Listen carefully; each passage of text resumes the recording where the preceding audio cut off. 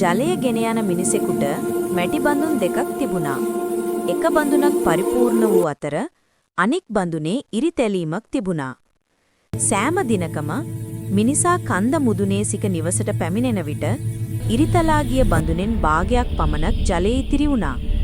වසර ගණනාවකට පසු ඉරිතලා ගිය බඳුන ලැජ්ජාවෙන් මිනිසාට කීවේ Taman අසාර්ථක බවයි.